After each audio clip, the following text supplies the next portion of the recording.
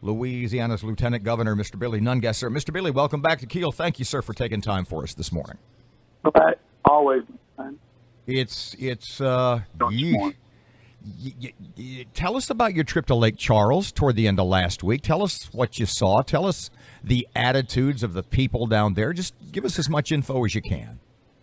Well, it's most powerful storm that hit Louisiana. From Cameron to North Louisiana, we flew with the governor for 2 days and saw destruction from the coast all the way to the top of the state. I think it's the first hurricane to enter Louisiana and leave Louisiana to the north as a hurricane. Mm-hmm. So the destruction is widespread. Usually we concentrate on a few coastal communities. This is a massive undertaking, especially with so many people out of power. So, I rode out Katrina, and you saw little or no hope after that storm.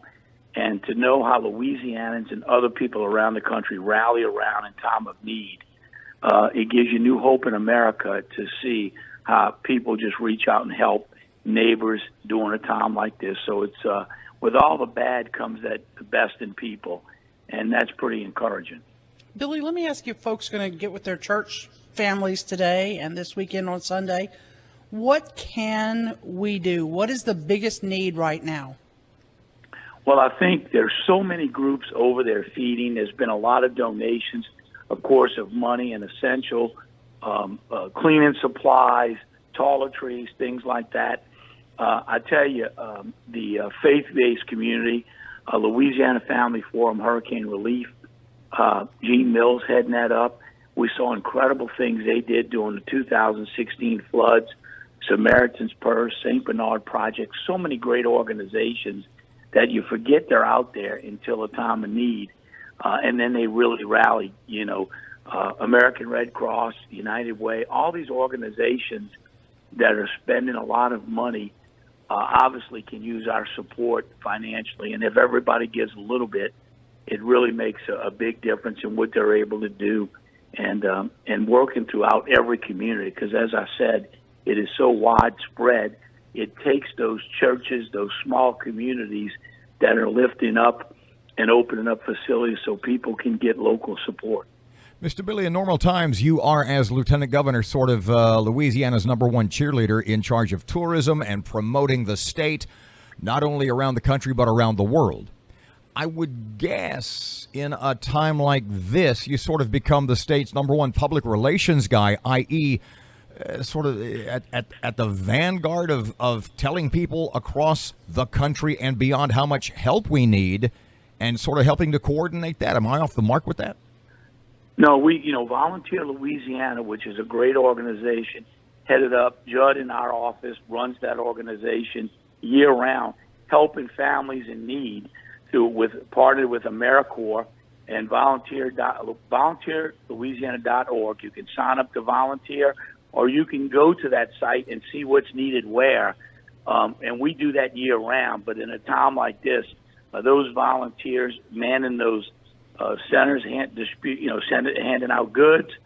And then in the end, we'll help gut homes, remove trees, do things that in the community, people that aren't physically able to do to help out those families. And we'll be out in force in those communities as it's safe to get back in there when the power lines are off the street and those things.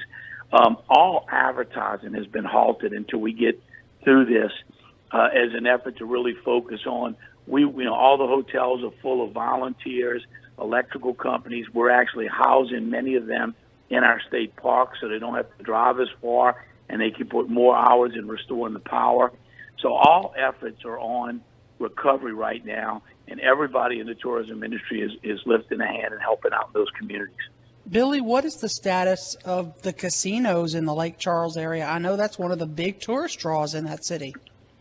Right. I'll be heading over and spending the rest of the week touring all the communities because there's so many small communities that aren't getting, you can't fly into them. So I'll be driving around to all these communities, kind of feeling what else we need to do in some of these smaller communities. I've been talking to many of the mayors all over the state for the last couple of days, gathering things they need. The casinos had damage. Obviously, I think in a timely manner, they'll be repaired just as the power grid hopefully is getting back online, and hopefully in a short amount of time they'll be up and running again, because that's such a big part of the economy in Lake Charles, as well as a big employer. Aaron, got one more. You got it? Yeah, I do. The impact to people and to human lives, and they're already getting hit with this whammy of COVID-19. This has just got to be just so much more traumatic. How long is the recovery effort going to take, Billy? You know, that's why it's so important that we really give 110% as quickly as possible. Just like I met with the businesses in the French Quarter yesterday morning, how long can they stay shut down before those mom and pop businesses go under? I'm cautiously optimistic that we can, in a short amount of time, we can get to phase 3, get Louisiana back open, and that in the next several weeks we can get the majority of this cleaned up and the power back on. Just when it seems like there's no hope, so many people step in to help out. We saw that after Katrina. So Louisianans, we'll get through this. We'll be better at the end of it. But you're right, we got hit with a double hit with the COVID-19 and this on top of each other.